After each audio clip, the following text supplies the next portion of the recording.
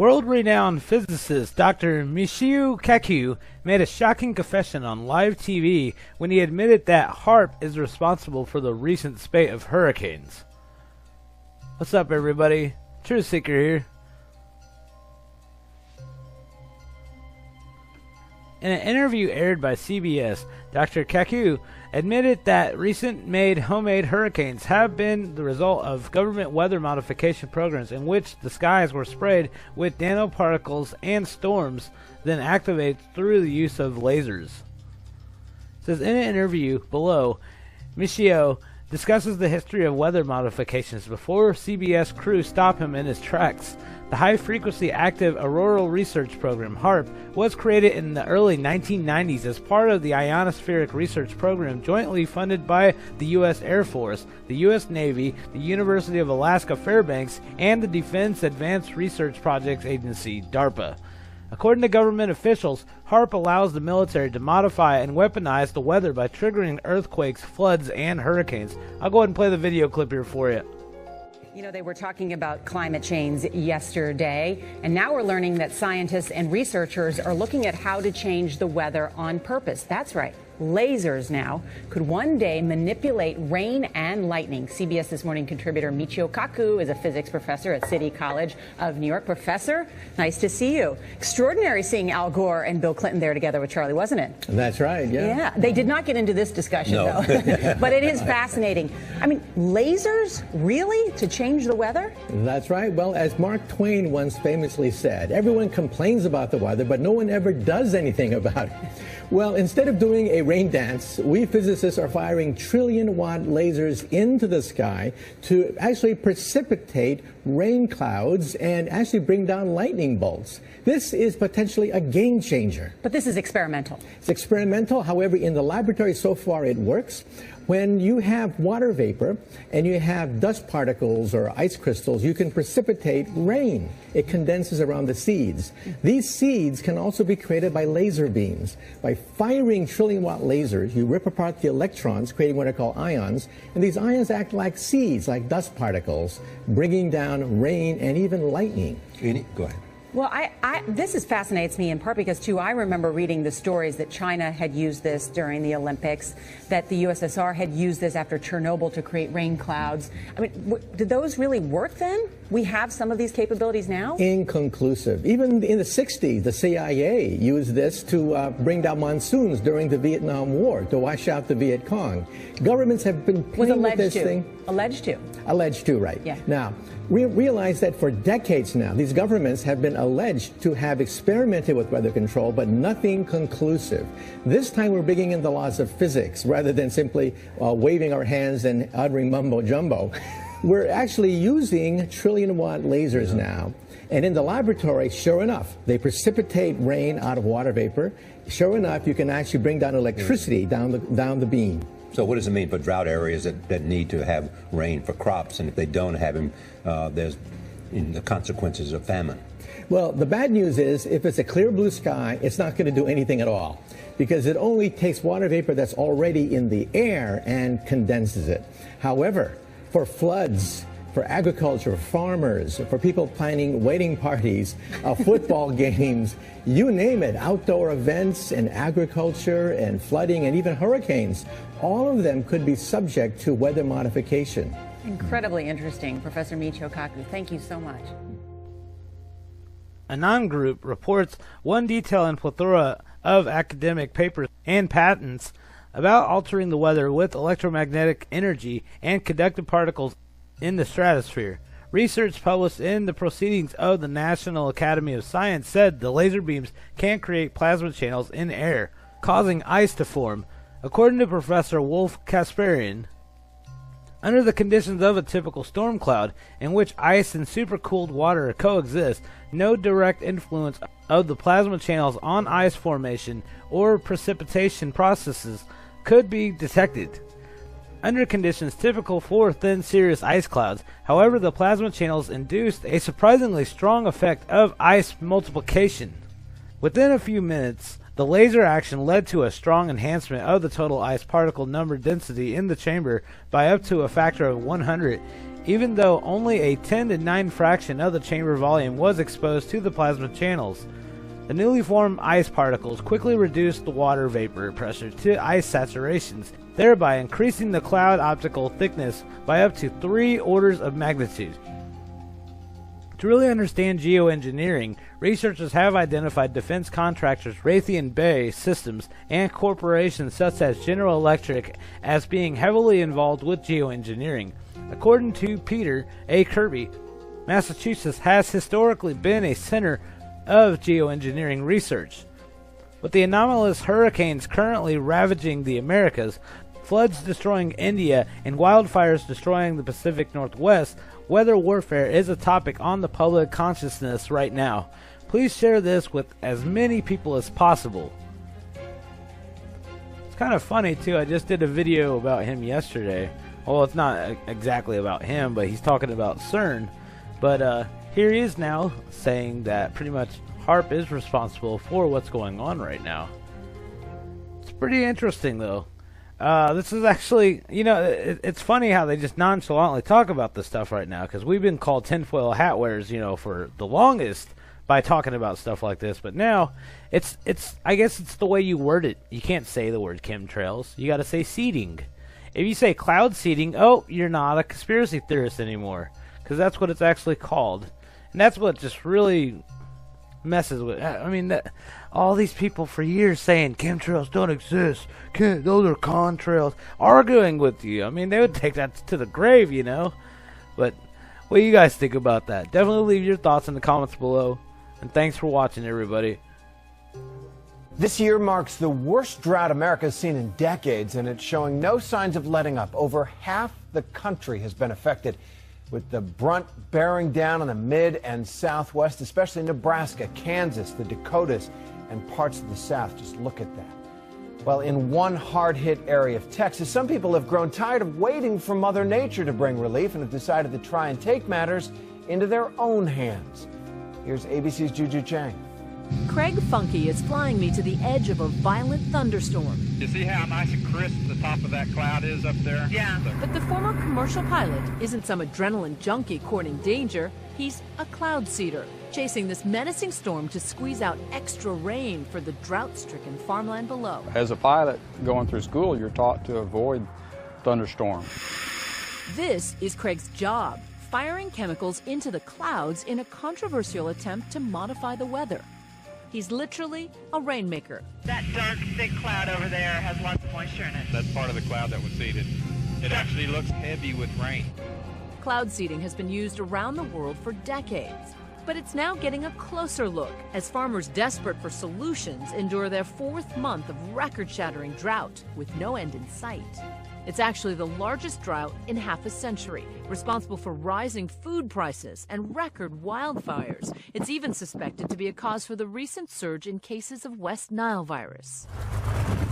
So we came to South Texas to find out if cloud seeding can really maximize our most precious resource, or if it's just a romantic notion that doesn't hold water. We can't manufacture a cloud. That is just absolute basic. We cannot make it rain if it was not going to rain to begin with. Tommy Shearer is president of the Texas Weather Modification Association. He's quick to explain that he can only enhance the weather, not create it. If you look at the cloud as a factory, we're inducing a lot of raw material into the factory so that the factory becomes more efficient. And more productive. Consequently more productive. Right. His team of pilots and meteorologists are constantly scanning the skies for the right clouds to see. Where everybody's going to get some good rain. After 10 bone-dry days, a promising cluster of thunderstorms is finally headed their way. Butch is today's standby pilot. He takes the first run. Up in the air, we get a bird's eye view of Butch's delicate dance. He's just working the very edge of it. And then, Butch finds the cloud sweet spot. Okay, he's fixing to light a flare. Okay. Oh, I see the flare. Yeah. It looks like he's painting the sky. The flares are shooting millions of silver iodide and calcium chloride particles into the cloud, where they collide with drops of water and ice and produce even more moisture. Then, usually within 20 minutes... So what is this white smoky stuff over here? That's rain. Oh, that's rain. Yeah, that's rain. All this is rain out there. turn, 79 November, turn left base. When you go out and you seed for a few hours or all day long and really know you did some good, it's a good feeling. The radar data collected today adds to a growing body of evidence that cloud seeding works. It can double the amount of moisture in a given cloud, and the Texas programs boast a 12% increase in annual rainfall, thanks to seeding. And long-term studies show those chemicals are environmentally safe and can't even be detected in the rainfall. But despite all the data, some of cloud seeding's biggest critics are surprisingly the very farmers who stand to benefit most. This isn't the first drought we've been through, and it won't be the last. Bill Slumchinsky's family has been farming this land for 5 generations. He and his son Brett tell us it's expensive to irrigate 300 acres of crops. All that watering cuts deeply into profits, but they are skeptical that anything short of divine intervention can actually make more rain. What do you make of the cloud seeding program? Well, when you've been in a drought since '96 and we've had one wet year, is it working? We can't stop droughts. We can't break droughts. We just try and put a little more water on the ground. And every drop of water, Craig explains, helps feed the underground aquifer used to irrigate crops. So though he can't promise Bill and Brett more rainy days, he's convinced cloud seeding is helping them in the long run. The local water districts that manage the aquifers believes it's working too. They pay 4 cents an acre to keep Craig and his team up and running. But we want people to understand we're not making promises we can't keep, and we're not making claims that we do not do. Tommy Shearer brushes off critics who say he's playing God. His ideas may be bold, but he says he never loses sight of who's really in charge. You're not going to beat Mother Nature. Let's just understand that right off. We work with Mother Nature. We try to help Mother Nature. Pick your battles. I wouldn't even fight my own mother. For Nightline, I'm Juju Chang. There's a lot of rain going on out there. Over Pleasanton, Texas.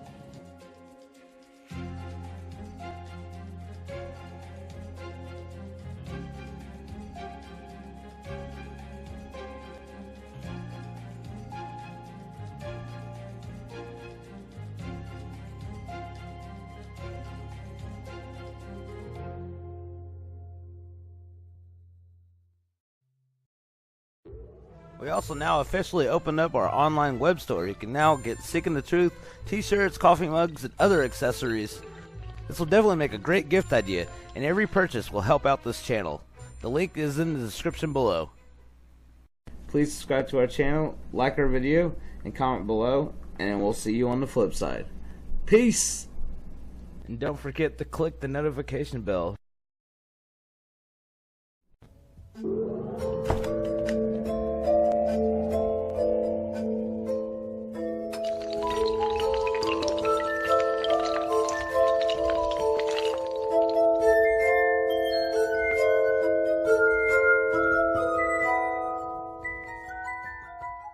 My friends, thanks for tuning in. In this video I'm going to show you some proof that Hurricane Irma and Jose are basically man-made with this technology that I'm about to show you. We're looking at NASA Worldview. Thank you very much, NASA, for providing us with these 24-hour images of planet Earth.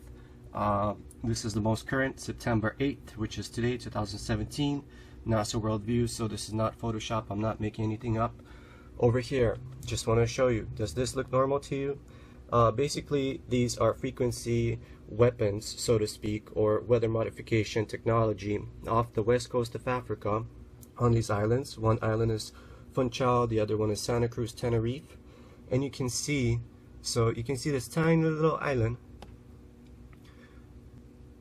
and you see all these spindles coming out of it. This is not normal. So this is not natural, and it's all going in this direction where currently Hurricane Jose and Hurricane Irma are about to hit the east coast, Florida.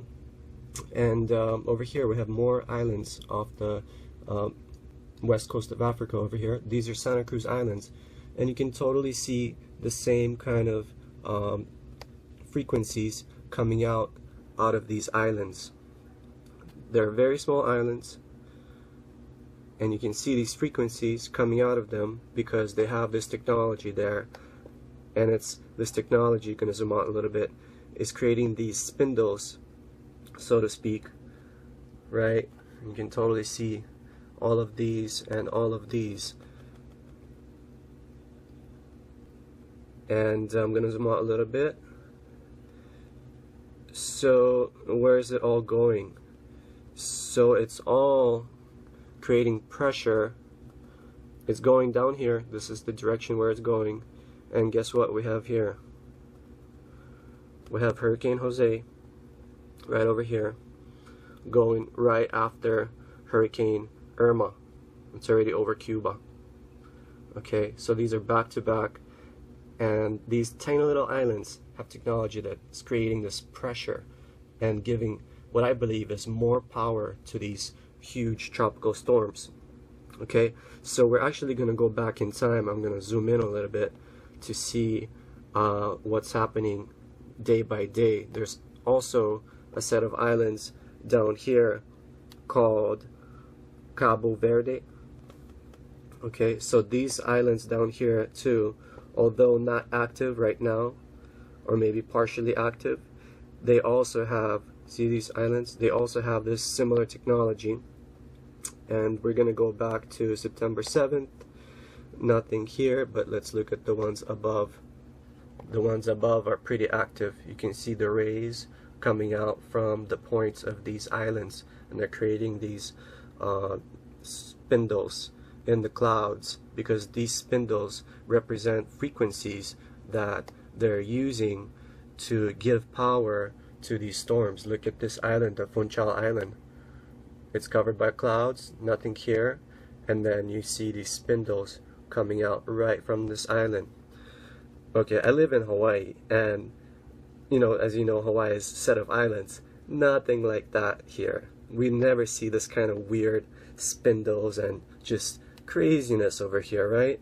So all of these tiny islands, I'm going to zoom in a little bit so you can see that there's a bunch of little islands here, and from each one there's some kind of frequency coming out.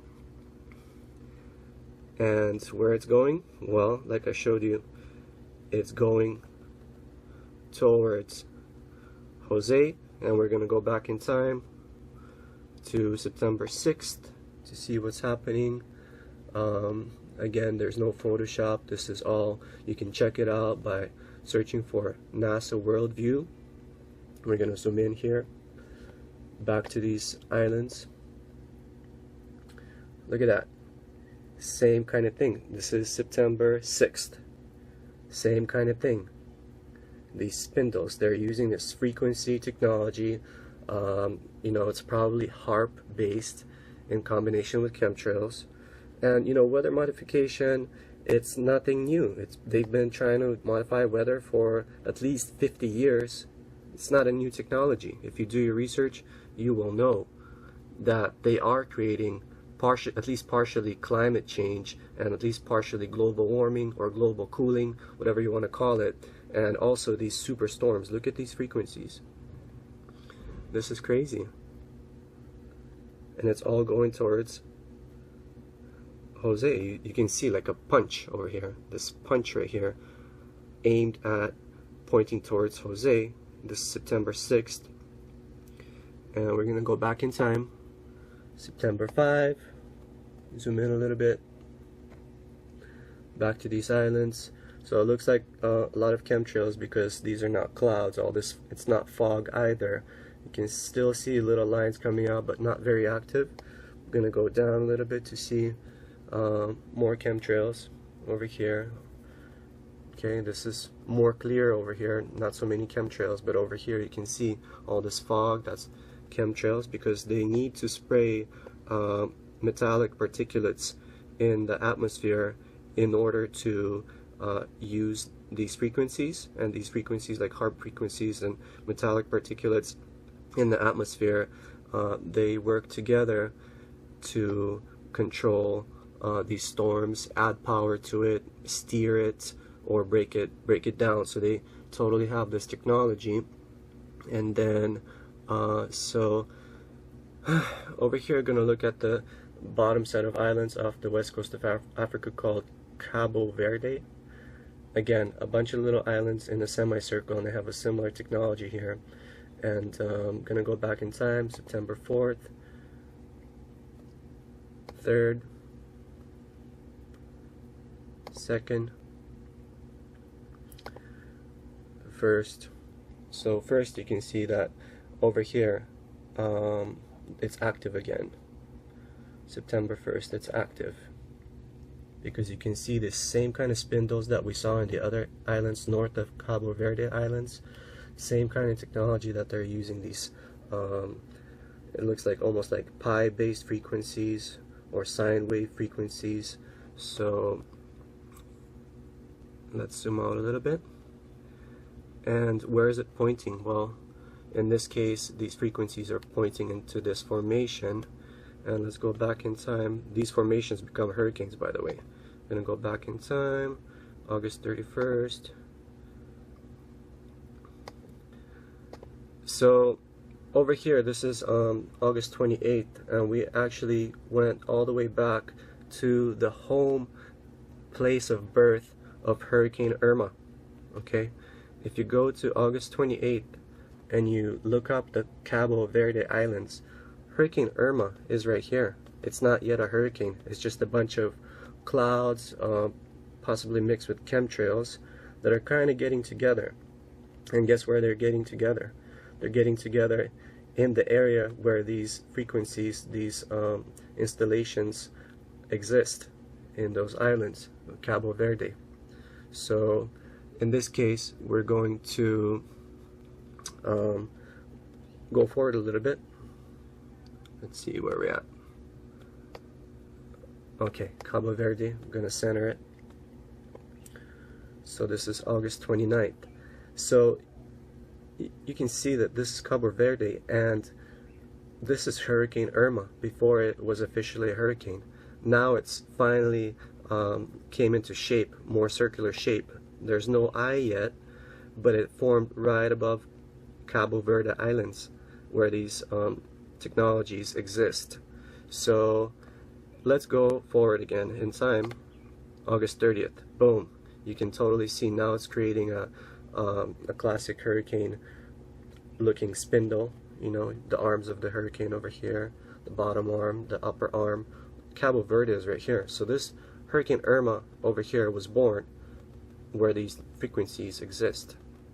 We're going in time, going forward in time. Boom. And look, now it has the eye. This is August 31st.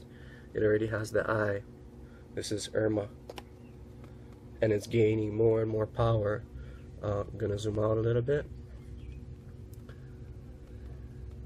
So the islands that we were looking at, they're pretty tiny. But they're right here is the one set, and the other set is pretty much over here. So yeah, totally controlling this.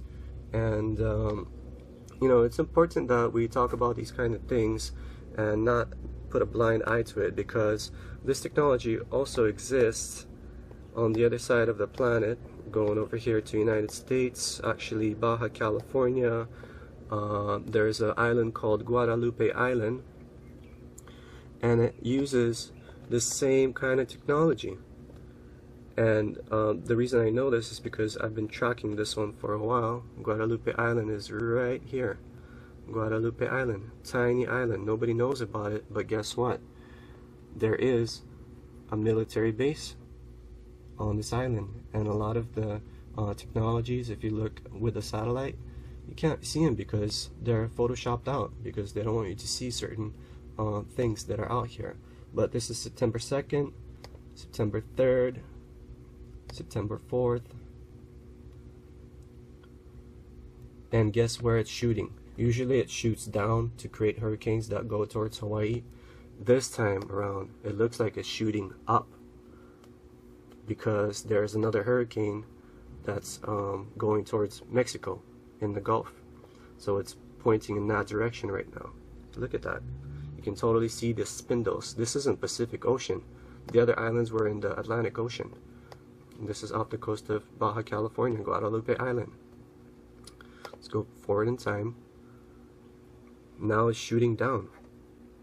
See the spindles coming out of it? Going down. Just going forward in time. I mean, if you think this is natural, this is September 7th. If if you think this is natural right here, I don't know what to tell you. You either a troll or you just blind.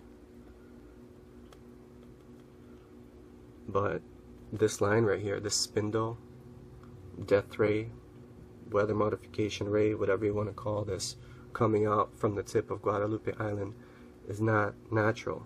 September 7th going to September 8th.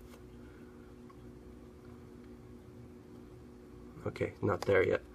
Okay, well, I hope this opens up eyes of certain people and hopes everyone see that you know, these events are not completely natural occurring. Just like messing with DNA, the mad scientists are also messing with weather, different kinds of chemical substances, you name it, anything you can put your hands on. Mad scientists want to control it. The elites want to control it. That's why they're messing with it. Weather modification, nothing new, although to some who haven't done their research it might be new, but it's not a conspiracy theory, it's a complete reality. And check out other videos. There's lots of videos showing proofs. There's people, whistleblowers and scientists speaking out and uncovering these realities.